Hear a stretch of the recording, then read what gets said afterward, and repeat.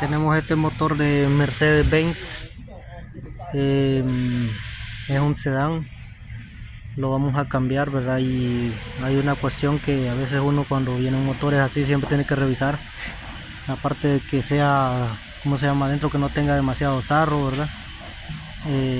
Y revisar las poleas, porque este no se mira que lo han destapado, pero el problema es que cuando giramos esto, siempre cuando giramos estas cuestiones, ¿verdad? Lo que es la bomba de agua, nos damos cuenta de que está mala, porque al momento de que giramos hace un retorno leve como con magnetismo, entonces eso nos indica que los balines internamente están dañados, ¿verdad? La balinera, por lo tanto nos haría ruido y esto habrá que reemplazarlo.